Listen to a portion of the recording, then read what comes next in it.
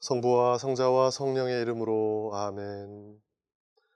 은총이 가득하신 마리아님 기뻐하소서.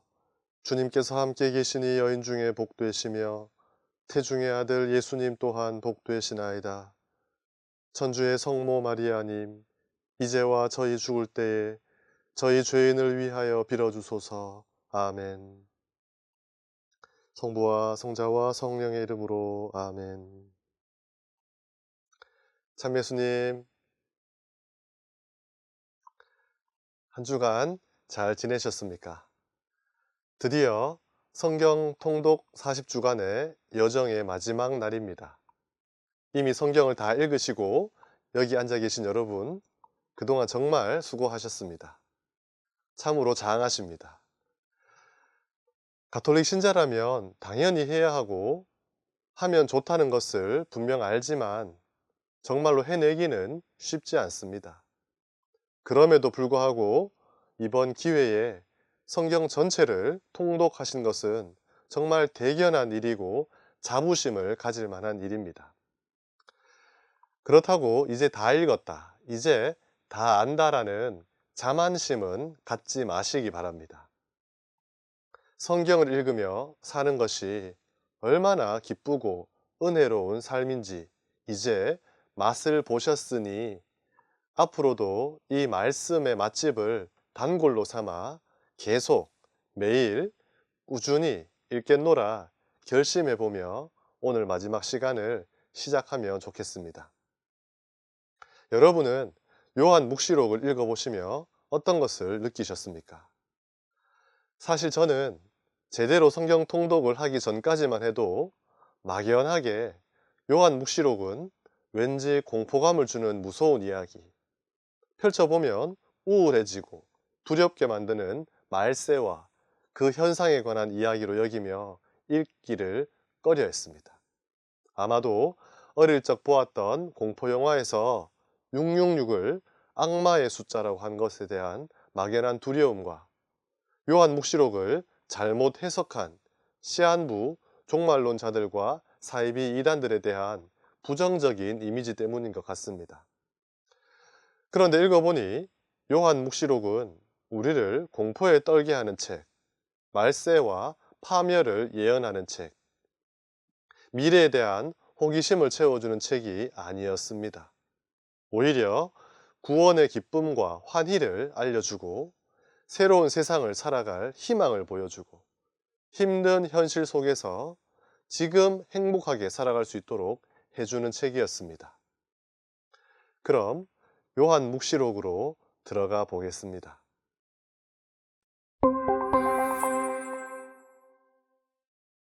묵시라는 말은 그리스어로 아포칼립시스인데 장막을 걷어내는 것, 가려져 있는 것을 열어 보인다라는 뜻입니다. 그러니 알지 못하는 것, 알 수 없는 것을 알려준다는 의미를 내포한 단어인데요. 그리스도교 신학에서는 이와 같은 뜻의 단어를 계시라고 사용하기에 요한묵시록 1장 1절에서는 예수 그리스도의 계시라고 옮겨 놓았습니다. 성경 통독 40주간을 저와 함께 해오신 분들이라면 제가 다니엘서를 다룰 때 묵시문학은 위기의 문학이다라고 말씀드렸던 것을 기억하실 텐데요. 기원전 2세기 안티오코스 4세가 유다교를 박해하던 시절 마카베오 가문처럼 무력으로 저항하기도 했지만 위기의 상황 속에서 문학적인 요소로 희망을 전하며 정신과 신앙을 무장시킨 부류도 있었습니다. 그러다 보니 묵시문학 저자들은 박해자들은 알아볼 수 없지만 신앙인들은 알아들을 수 있도록 여러 가지 상징을 사용했습니다. 신약 성경의 요한 묵시록은 유다교 묵시문학과는 다르지만 위기의 시대, 상징적인 요소를 사용했다는 점은 비슷하다고 할 수 있는데요. 먼저 저작 시기를 살펴보면 1장 9절에 이런 표현이 있습니다. 여러분의 형제로서 예수님 안에서 여러분과 더불어 환난을 겪고 그분의 나라에 같이 참여하며 함께 인내하는 나 요한은 하느님의 말씀과 예수님에 대한 증언 때문에 파트모스라는 섬에서 지내고 있었습니다. 전통적으로 서방 가톨릭 교회에서는 요한 복음서와 요한 묵시록의 저자를 사도 요한으로 인정하고 있습니다. 그리고 내용에 드러난 환난을 겪고 있는 상황은 로마 황제의 숭배를 촉진하던 도미티아누스 황제가 다스리던 90년경으로 추정합니다. 이런 박해의 시기, 위기의 시대 속에서 그리스도인들은 암울한 현실을 포기하지 않았습니다. 왜냐하면 그리스도인들은 지금 이 자리에 예수님의 강생과 죽음과 부활로 이미 하느님 나라는 도래했고 종말의 시간은 이미 시작되었지만 아직 완성되지 않았다는 것을 믿었기 때문입니다. 이 예언의 말씀을 낭독하는 이와 그 말씀을 듣고 그 안에 기록된 것을 지키는 사람들은 행복합니다. 그때가 다가왔기 때문입니다. 시대적 상황은 박해라는 암울하고 절망적인 상황이지만 요한 묵시록은 독자들에게 행복으로 초대받았다라고 선언합니다. 왜냐하면 박해를 받는 그리스도인의 순환과 순교는 예수님을 닮는 것이고 그분을 따르는 것이며 그런 삶이 곧 행복이라는 것을 확신했기 때문입니다. 그러니 요한 묵시록은 박해 시대를 살아가는 신앙인에게 힘과 용기를 주기 위해 쓰였고 신앙인으로 살아가기 힘든 시기를 사는 지금 우리에게 위로와 힘을 주는 성경, 현실을 행복하게 살아갈 방법을 알려주는 성경입니다. 암울한 시기를 배경으로 하는 요한 묵시록은 묵시문학이라는 특성상 많은 부분을 숫자, 색깔, 동물과 형상 같은 상징으로 무엇인가를 나타내고 있습니다.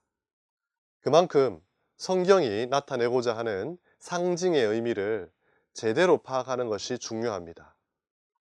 상징에 대한 이해가 왜곡되고 편협해질 때 혹은 상징의 숨은 의미를 찾지 않고 글자 그대로 이해할 때 잘못된 해석으로 빠져 진리를 거스르게 됩니다. 나아가 극단적으로 사이비 이단으로 빠져들게 됩니다. 사실 상징을 해석하는 방법은 여러 가지가 있습니다. 첫째, 상징적 표현을 실제 그 시대의 사람과 장소와 사건을 우회적으로 기술했다는 해석입니다. 실제로 억압과 박해로 자유롭게 의사전달을 할 수 없기에 상징, 환시, 꿈, 은유 같은 은밀한 방법을 썼습니다. 이 해석법에 따르면 숫자 666은 네로 황제이고 7교회는 실존했던 교회이며 탕년은 로마 제국입니다. 물론 저자와 당시 상황을 배경으로 하기에 이 해석이 틀린 것은 아니지만 유일한 해석 방법이라고는 할 수 없습니다. 둘째, 현대에 일어나는 일들이 요한 묵시록에 이미 예언되어 있다고 해석하는 겁니다. 그래서 사람들은 16장 9절에 사람들은 뜨거운 열에 타버렸습니다 라고 하는 내용을 2차 세계대전의 핵무기에 대한 예언이라고 해석합니다. 이런 해석에 매혹되면 요한 묵시록은 미래를 점치는 책이 됩니다. 셋째, 요한 묵시록에 나오는 사건 하나하나가 역사의 종말에 똑같이 그대로 실현된다는 해석입니다. 적지 않은 사람이 이렇게 해석하여 시한부 종말론에 빠져 천년 왕국설을 주장합니다. 여기서 우리는 상징을 해석하는 이상의 세 가지 차원을 뛰어넘어야 합니다. 그러니 요한 묵시록을 대하는 올바른 해석법은 먼저 당시 역사적 상황을 고려하며 상징의 의미를 찾는 것입니다. 그리고 이미 주어진 창조부터 아직 완성되지 않은 종말까지 전체의 역사를 고려하며 등장하는 사건을 하나의 순간이 아니라 과정으로 보아야 합니다. 종말, 하느님 나라는 예수 그리스도를 통하여 이미 완전하게 계시되었지만 아직 완성되지는 않았습니다. 그래서 요한 묵시록의 상징들을 현재적이며 동시에 미래적으로 해석해야 합니다. 요한 묵시록은 이 책이 작성되던 시기에나 지금의 우리 시대에나 종말을 맞이할 그 시대에나 모든 신자가 지금도 계시고 전에도 계셨으며 또 앞으로 오실 분에 대한 믿음과 희망으로 세상을 이기게 해주는 책이라는 것을 염두에 두고 읽고 해석해야 합니다. 그러니 종말의 연대를 측정하는 것, 종말에 일어날 현상을 짐작하는 것보다 이미 시작되었지만 아직 오지 않은 지금을 어떻게 살아가느냐 하는 것이 중요합니다. 그래서 요한 묵시록은 죽어서 가는 하늘나라라는 막연한 희망이 아니라 하느님 나라의 완성을 준비하며 현실을 살아갈 구체적인 회개와 이미 시작된 하느님 나라를 직접 살아가는 행복으로 위기의 현실을 극복하게 만들어주는 책입니다.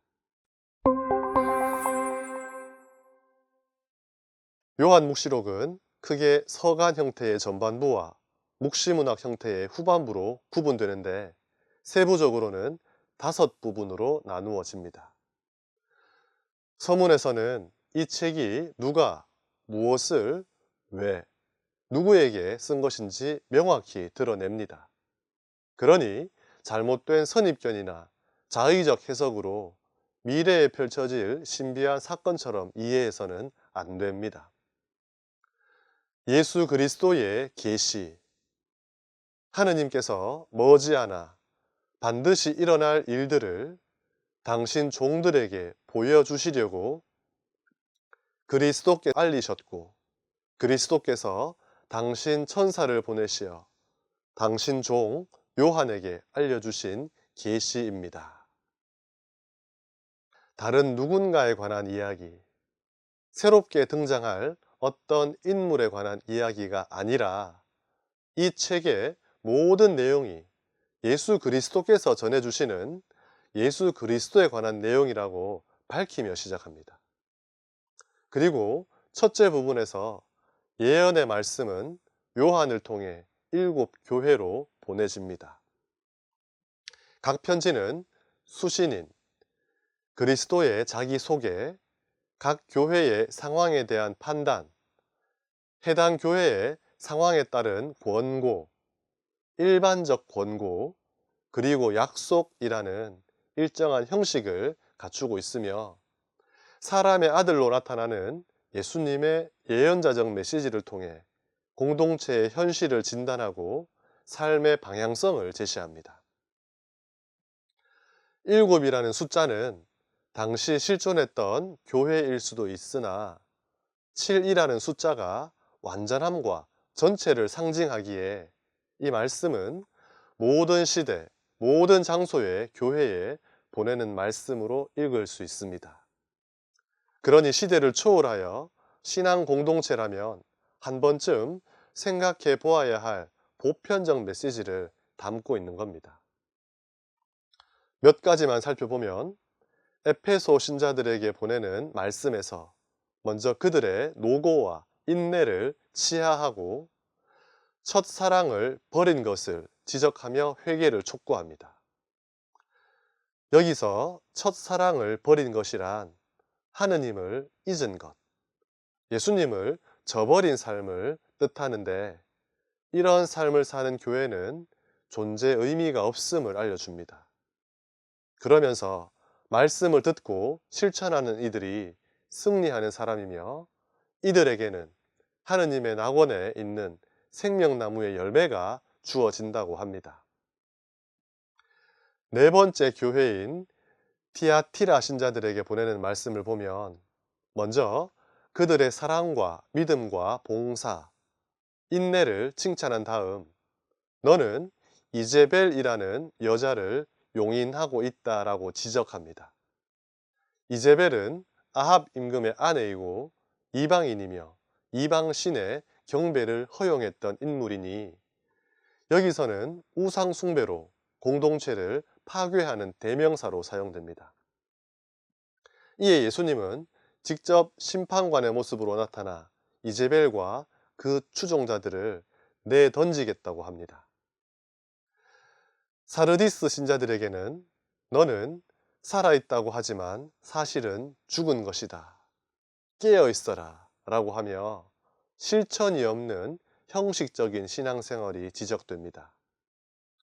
이어서 믿음을 저버리지 않은 필라델피아 신자들에게는 칭찬이 가득하고 세속과 타협하는 라오디케이아 신자들에게는 이런 질타가 이어집니다. 너는 차지도 않고 뜨겁지도 않다. 내가 차든지 뜨겁든지 하면 좋으련만. 내가 이렇게 미지근하여 뜨겁지도 않고 차지도 않으니 나는 너를 입에서 뱉어버리겠다.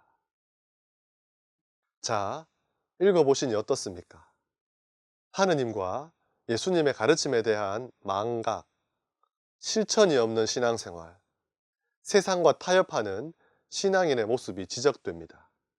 그리고 박해 속에서도 지킨 신앙, 믿음을 저버리지 않음, 교회 안에서 실행된 사랑, 믿음, 봉사, 인내를 칭찬하며 승리자에게는 영원한 생명이 주어진다고 합니다. 처음 듣는 새로운 이야기, 몰랐던 내용이 아니라 예전부터 있었던 이야기, 예수님이 하신 말씀, 우리가 이미 알고 있는 복음의 내용입니다. 또한 흔적이 사라진 옛날 교회를 위한 말인 동시에 지금 우리 공동체에게 하시는 말씀입니다. 결국 오늘날 모든 교회 공동체가 잘못을 깨닫고 뉘우쳐 회개하라는 말씀입니다.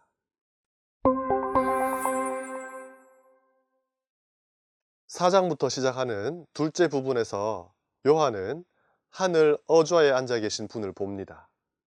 그분은 손에 7번 봉인된 두루마리를 들고 계시고 그분 주변에는 24명의 원로가 어좌 한가운데와 그 둘레에는 앞뒤로 눈이 가득 달린 4생물이 있습니다.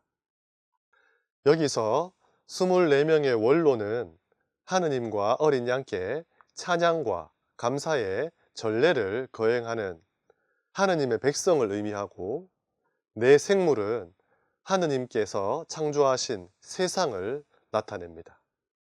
그리고 봉인된 두루마리는 이 세상에 대한 하느님의 계획인데 그 두루마리를 펼치기에 합당한 이가 아무도 없다는 것을 보고 요한은 슬피 웁니다.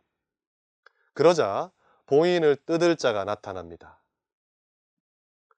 울지 마라. 보라. 유다 지파에서 난 사자. 곧 다윗의 뿌리가 승리하여 7 봉인을 뜯고 두루마리를 펼 수 있게 되었다. 나는 또 어좌와 4생물과 원로들 사이에 살해된 것처럼 보이는 어린 양이 서 계신 것을 보았습니다. 살해된 것처럼 보이는 어린 양, 바로 자신의 목숨을 바쳐 모든 종족과 언어와 백성과 민족 가운데에서 사람들을 속량함으로써 봉인을 떼실 자격을 얻은 예수님이십니다. 그리고 이제 6장에서부터 봉인을 하나씩 뜯어갑니다. 여기서 시작되는 7 봉인의 이야기는 박해 속에 살아가는 그리스도인들의 고통이 어디에서 비롯되는지, 그리고 그 고통 속에서 삶은 어디를 지향해야 하는지에 관한 이야기입니다. 그렇다면 고통은 어디에서 비롯되는가? 이를 알려주는 처음 4개의 봉인은 세상에 존재하는 폭력, 전쟁, 기근, 죽음을 가져옵니다. 이는 세상에 인간이 제어할 수 없는 고통과 악이 존재하고 있으며, 비록 봉인을 뜯는 어린 양이 역사를 이끌고 계시지만 여전히 선과 악이 충돌하고 있는 상태임을 말해 줍니다. 그리고 박해와 고통이 끝나기를 바라지만 아직 조금 더 인내하고 살아가야 하는 성도들의 삶을 이렇게 알려줍니다. 5째 봉인을 뜯으셨을 때 나는 하느님의 말씀과 자기들이 한 증언 때문에 살해된 이들의 영혼이 제단 아래에 있는 것을 보았습니다. 그리고 그들은 자기들처럼 죽임을 당할 동료 종들과 형제들의 수가 찰 때까지 조금 더 쉬고 있으라는 분부를 받았습니다. 6째 봉인이 열리면서 하느님의 개입이 천재지변의 재앙으로 드러나자 땅의 주민들은 숨기 바쁩니다. 하지만 이 순간이 하느님의 백성인 교회에게는 구원의 시작입니다.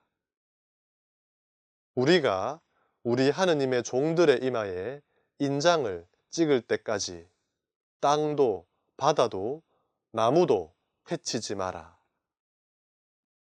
나는 인장을 받은 이들의 수가 14만 4천 명이라고 들었습니다. 여기서 14만 4천 명은 이스라엘의 각 지파에서 12,000명이 곱해진 숫자로 하느님 백성의 충만함과 구원의 보편성을 강조하는 숫자이지 실제 하느님 백성으로 제한될 숫자가 아닙니다.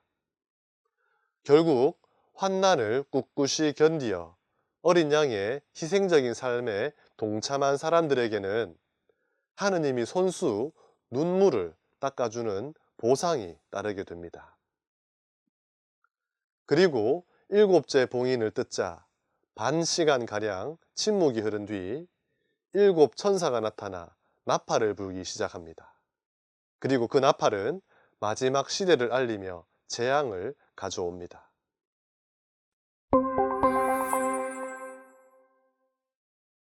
처음 네 나팔은 땅과 바다와 강물, 그리고 해와 달과 별들의 혼돈을 불러옵니다.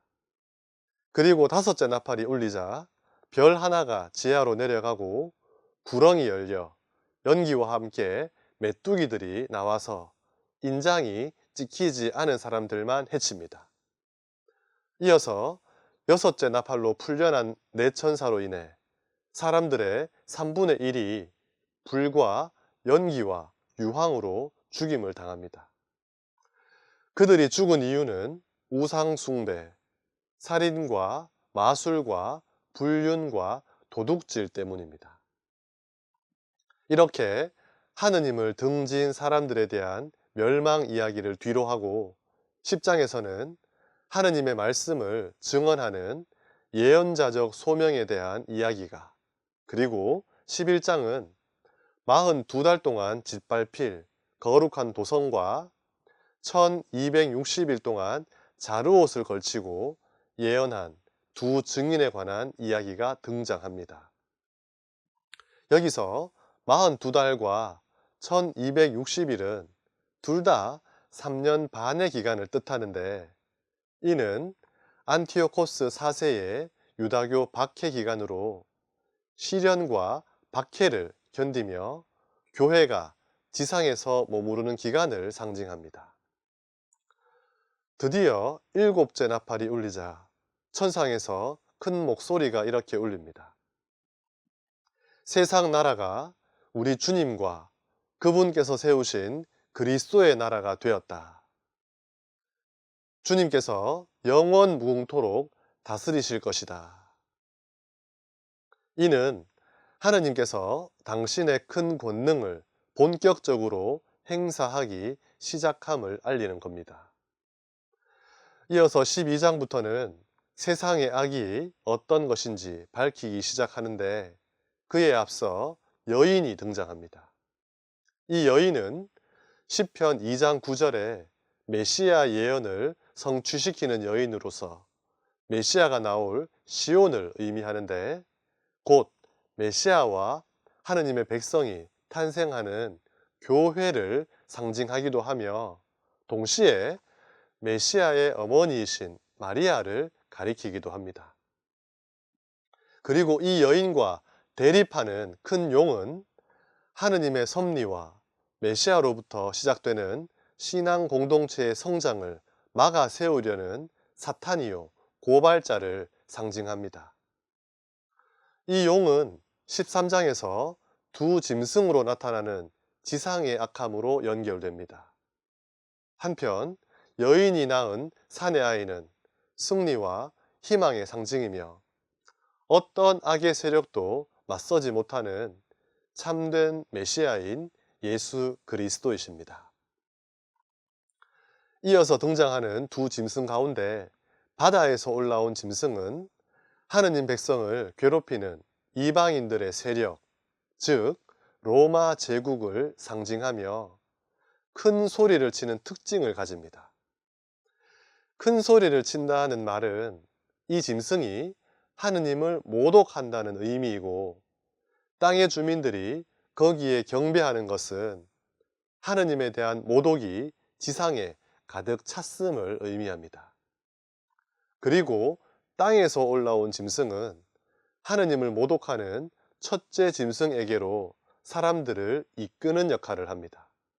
그리고 속이다라는 말로 규정되는데 구약의 거짓 예언자에게 사용되던 이 용어는 고발하고 갈라 세우는 사탄의 행위를 가리킵니다. 그러니 지상에는 하느님에 대한 모독이 가득 찼고 땅의 주민들은 세상의 유혹에 넘어가 있다는 말이 됩니다. 이런 짐승을 따르는 사람들에게는 666이라는 숫자가 적혀 있다고 합니다. 이는 절대적 악함 혹은 신격화된 로마 황제를 뜻할 수 있는데 어떤 사람을 가리키는 숫자라는 명시로 보아 네로 황제로 해석하는 경우가 많습니다. 계속해서 요한 묵시록은 하느님과 산 위에 자리 잡은 어린 양의 절대적 주권을 이야기하고 14장 6절에서는 천사가 하늘 높이 올라 심판을 예고합니다. 여기서 하느님을 거역하며 그분의 백성을 대적한 바빌론의 멸망이 선포되고 박해 속에서 꿋꿋이 예수님의 삶을 따라 하느님의 뜻을 지킨 사람에게 구원과 행복이 따른다고 합니다. 이어서 곡식 추수와 포도송이 수확 장면으로 심판이 묘사되고 마지막 7 재앙이 예고됩니다. 하느님 진노의 결과인 이 재앙은 7 대접으로 드러나는데 마치 앞에서 본 7 나팔과 흡사합니다. 이 재앙들의 대상은 성도들과 예언자들의 피를 쏟게 한 땅의 주민들입니다. 특히 이 땅의 주민들은 끝까지 하느님을 모독하며 자신을 정당화하는 악의 세력으로 그들의 완고함을 저자는 이렇게 표현합니다. 그런데도 그들은 이러한 재앙들에 대한 권능을 지니신 하느님의 이름을 모독할 뿐 회개하여 그분께 영광을 드리지 않았습니다. 그러면서도 자기들이 겪는 괴로움과 종기 때문에 하늘의 하느님을 모독할 뿐 자기들의 행실을 회개하지 않았습니다. 우리의 죄보다 하느님의 자비가 훨씬 크지만 어쩌면 하느님의 자비보다 그분을 거부하고 모독하는 인간의 완고함이 더 센지도 모르겠습니다.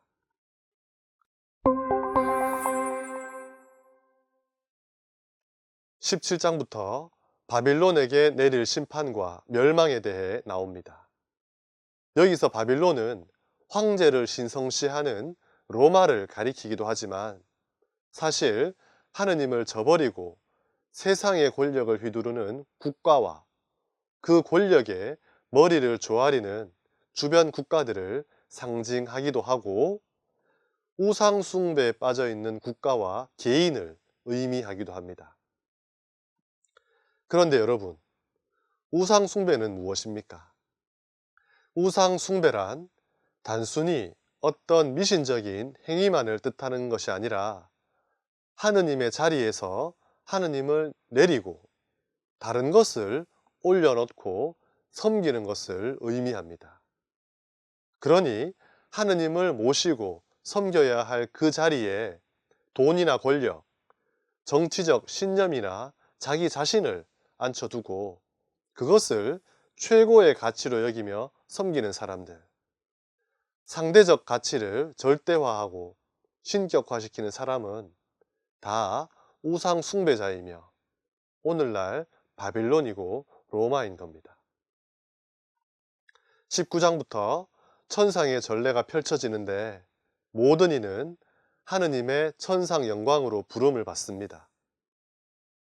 그리고 어린 양의 혼인잔치 형상을 시작으로 백마탄 기사, 그리고 사탄의 완전한 패망으로 세상의 구원이 어떻게 완성되어 가는지를 보여줍니다. 20장에서는 사탄의 패망이 이렇게 예고됩니다. 그를 지하로 던지고서는 그곳을 잠그고 그 위에다 봉인을 하여 천년이 끝날 때까지 다시는 민족들을 속이지 못하게 하였습니다.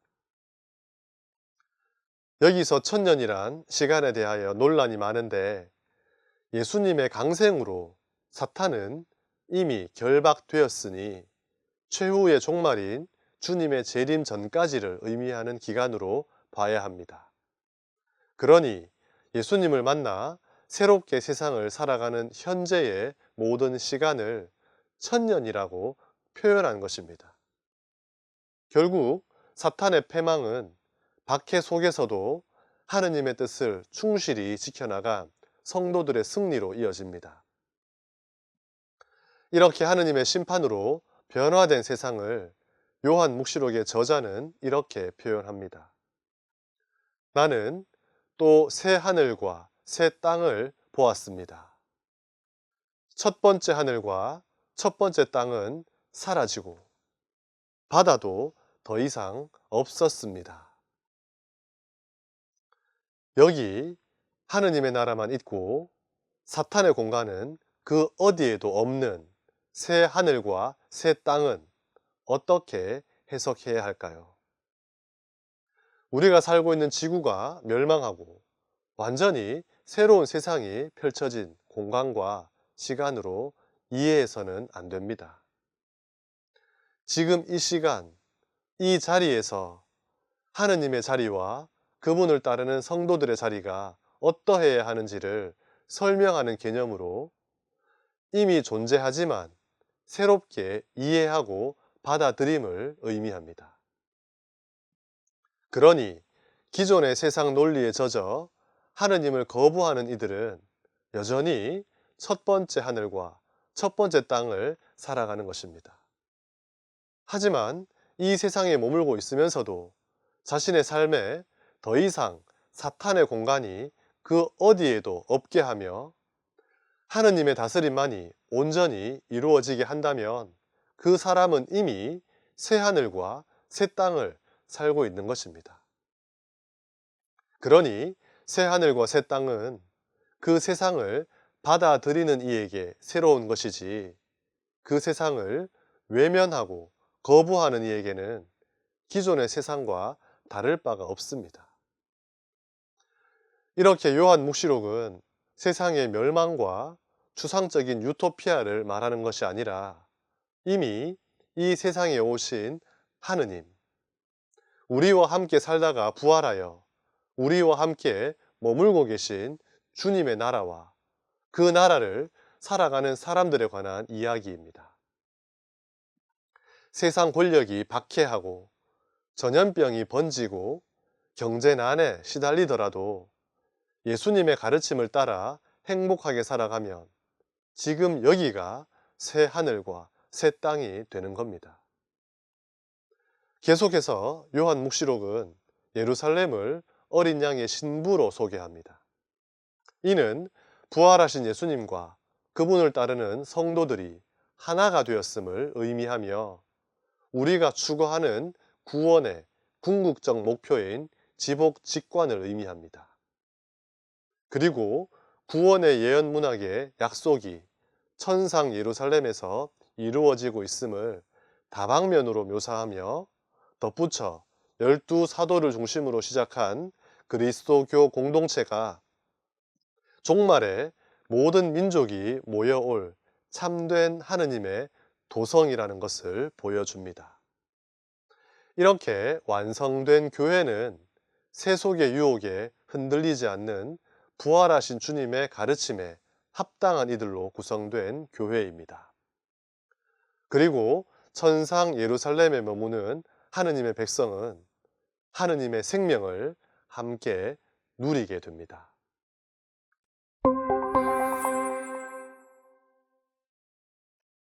보라, 내가 곧 간다. 이 책에 기록된 예언의 말씀을 지키는 사람은 행복하다.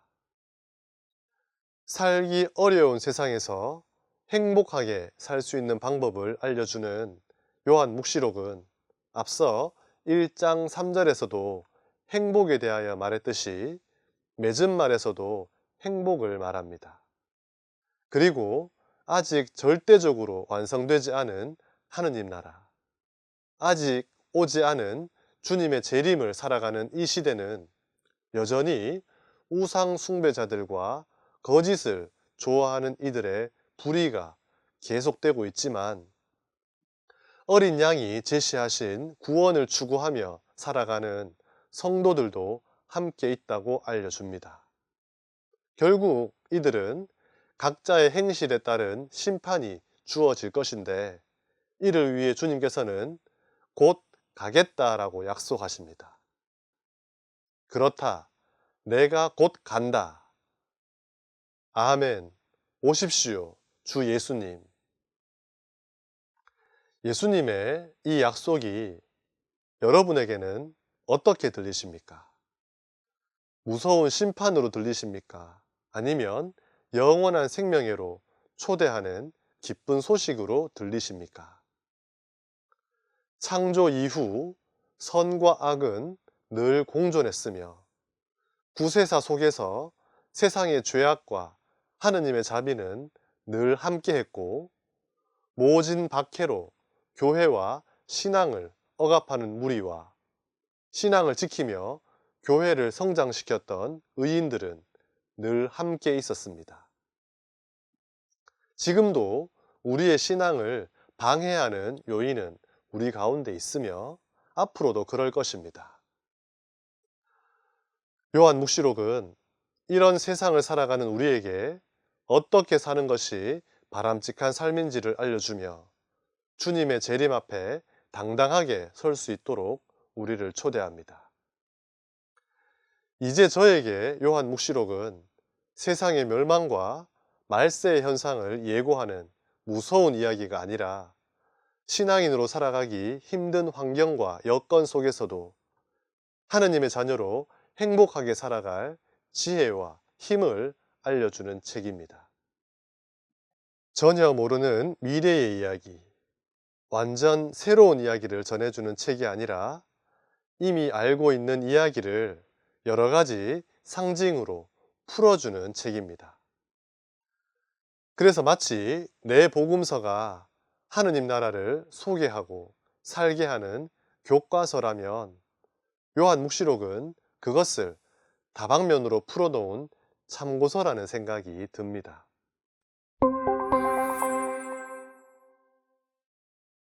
이렇게 총 41편의 영상과 함께 성경 통독 40주간의 여정이 끝났습니다. 지금까지 저와 함께 이 여정에 동행하신 모든 분들에게 진심으로 축하와 감사의 말씀을 드리며 작은 당부 말씀을 한 가지 드릴까 합니다. 여러분, 세상에서 제일 무서운 사람은 책 한 권 읽어놓고 세상을 다 안다고 큰 소리치는 사람이라고 합니다. 또 10년간 로마에 살다가 온 사람은 나는 아직도 로마를 잘 모르겠다라고 하고, 1년 정도 머물다 온 사람은 나는 로마를 이제 조금 안다라고 하는데, 하루 다녀온 사람은 나는 로마를 다 봤다, 다 안다라고 한답니다. 그래서 로마를 제일 잘 아는 사람은 로마를 하루 다녀온 사람이라는 말도 있습니다. 아마 이번에 성경 통독을 처음 하신 분도 계실 것이고, 이미 몇 차례 하신 분도 계실 겁니다.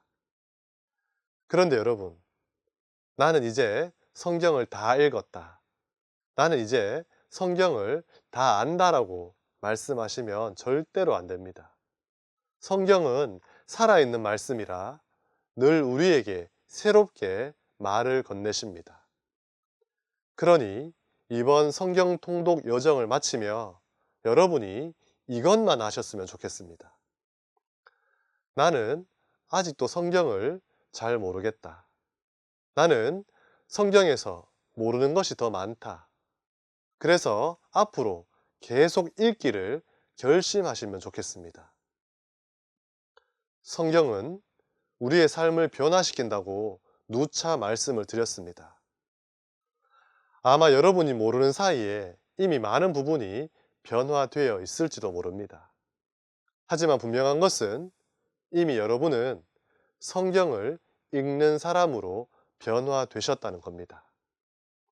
이 변화가 찰나에 머물지 마십시오.